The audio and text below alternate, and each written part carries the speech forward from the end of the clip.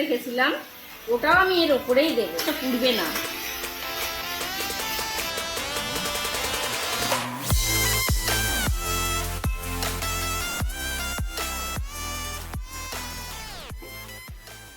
High বন্ধুরা, সুজাতা বিশাল ব্লগে আপনাদের স্বাগত জানাই। আজকে নতুন রেসিপি নিয়ে চলে এসেছি।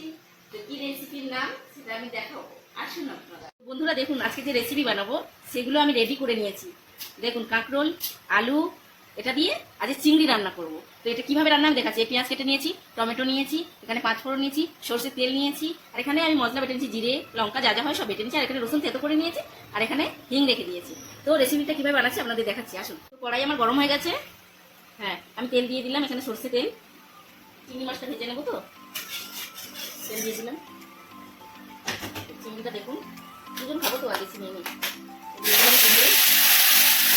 চিংড়ি মাছ বেশি ভাজবো না, হালকা করে ছেড়ে দিয়ে নেবো। বন্ধুরা, চিংড়িটা আমার ভাজা হয়ে গেছে। চিংড়ি থেকে তো জল বেরোয়, জলটা দেখুন শুকিয়ে গেছে।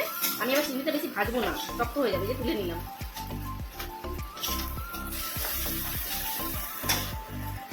চিংড়ি মাছ ভাজা কড়াইতে তেল দিয়ে দিলাম। আবার আলু কাঁকরোলটা ভাজবো তো, ফোড়ন দিয়ে দেবো, 5 ফোড়ন দিয়ে দিলাম। একটু ভাজা ভাজা হবে, ফোড়নটা ভাজা ভাজা হলে গন্ধটা ভালো হবে। এবার আমি একটু দিয়ে দেবো হিং, এবার একটু হিং। এই তরকারিটা হিং দিলে খুব ভালো লাগে বন্ধুরা। এবার আমি সবজিগুলো দিয়ে দিলাম, দিয়ে একটু ভাজবো, লাল লাল করে ভাজবো। আর বন্ধুরা, এই কাঁকরোলের সবজি যারা খেতে চায় না, বাচ্চা হোক অনেক বড়রাও খেতে চায় না, একটু চিংড়ি দিয়ে দেবেন, তরকারি টেস্টটা বেড়ে যায়। আমি একটু নুন হলুদ দিয়ে ভাজবো। বন্ধুরা, আমি এবার পরিমাণ মতো নুন দিয়ে দিলাম। এটা একটু ভাজা ভাজা হবে, তো নুন হলুদ দিয়ে দিলে ভাজাটা তাড়াতাড়ি হয়ে যায়। নুন হলুদ দিয়ে ভাজবো যতক্ষণ না অবধি সবজিটা লাল হয়ে যাবে, হালকা লাল হবে। তো বন্ধুরা, কাঁকরোল আলু চিংড়ি দিয়ে মানে বেশি মশলা লাগে না এই সবজিটা, একদম সামান্য মশলাতেই রান্নাটা হয়ে যায়, খেতেও ঠিক স্বাদ, আমি এত টেস্টি। তো আপনারা কে কে খেয়েছেন কাঁকরোল আলু চিংড়ি দিয়ে জানাবেন, আর যেহেতু পছন্দ করে না সেটাও কমেন্ট করে জানাবেন।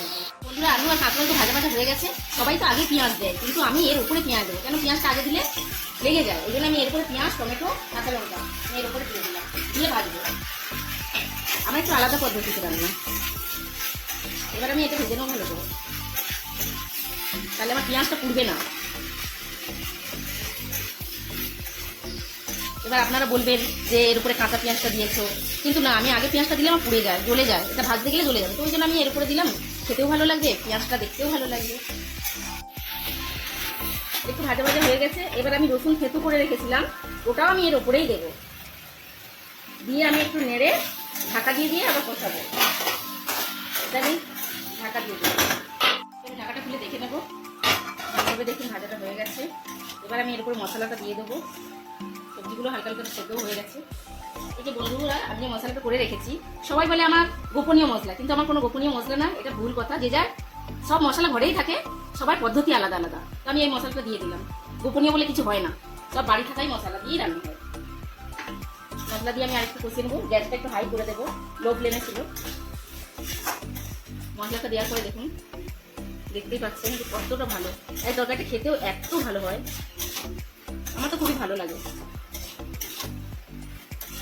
আর একটু ঢাকা দিয়ে দেবো, ঢাকা দিয়ে কষিয়ে নেবো, খুলে দেখে নেবো, কষিয়ে নিয়ে আসছি। এবার বন্ধুরা, আমি চিংড়িটা দিয়ে দেবো। আমার ভালোভাবে সবজিগুলো মশলা কষানো হয়ে গেছে, তেলও ছেড়ে গেছে। এবার আমি চিংড়িগুলো দিয়ে দেবো। কত চিংড়ি খসা ছাড়িয়ে কটুকু হয়ে গেছে। চিংড়িটা দিয়ে আরেকটু আমি কষিয়ে নেবো। কষানোর কাছে সবজিটা টেস্টি হয়, যত কষাবেন তত টেস্ট। 80% আমার সবজিটা সেদ্ধই হয়ে গেছে কষাতে কষাতে। বেশি ঝোল রাখবো না, মাখা মাখা তরকারি হবে তো, তাই ভালো করে কষিয়ে রেখেছি। আর 2 মিনিট কষিয়ে এবার জল দিয়ে দেবো। তাই তো 2 মিনিট আমার কষানো হয়ে গেছে। এবার আমি পরিমাণ মতন জল দিয়ে দেবো। এটা চিংড়ি মাছ ধোয়া বাটিতে জল দিলাম, আর একটু দেবো অল্প করে।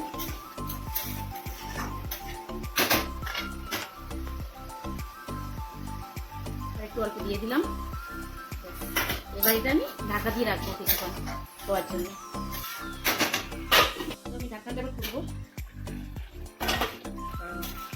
কালারটা দেখুন কি সুন্দর লাগছে দেখতে।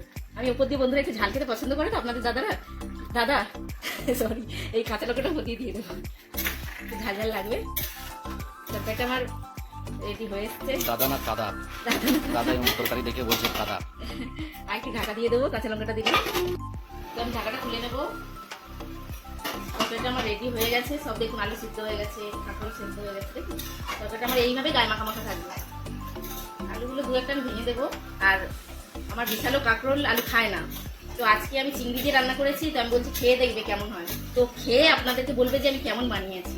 তো আমি তরকারিটা এবার তুলে নেবো। তরকারিটা হয়ে গেছে। তো বন্ধুরা দেখছো কত সুন্দর থালাটা সাজানো আছে, সুজল আমাকে সাজিয়ে দিয়েছে। তো আজকে আমি যে নিয়েছি খাবারে আমাকে দিয়েছে, এটা আছে উচ্ছে ভাজা, বেগুন ভাজা, পেঁয়াজ, লেবু, কাঁচা লঙ্কা, আর মেন কোর্স আছে এইটা কাঁকরোল দিয়ে চিংড়ি। দেখে নাও। তো আমি এটা খেয়ে দেখাচ্ছি। আমি এটা এখন আগে নিয়ে একটা চিংড়ি নিয়ে কাঁকরোল, আমি কাঁকরোল ফার্স্ট টাইম খাচ্ছি, কেমন হয়েছে দেখি। একটু রসাটা নিই, দেখাচ্ছি কেমন হয়েছে।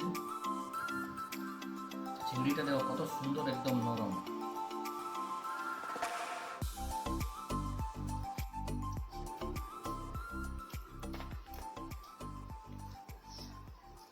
খুব স্বাদ হয়েছে, খুব সুন্দর রান্না। আমি কোনোদিন এই কাঁকরোল খাই না, কিন্তু এই লাইফে ফার্স্ট টাইম খেয়েছি, খুবই ভালো লেগেছে। তো ভালো তো আমাকে লেগেছে, এটা পুরো ক্রেডিট সুজাতাকে যাচ্ছে। ভিডিওটা ভালো লাগলে লাইক, কমেন্ট, নতুন আছো চ্যানেলে সাবস্ক্রাইব অবশ্যই করে যাবে।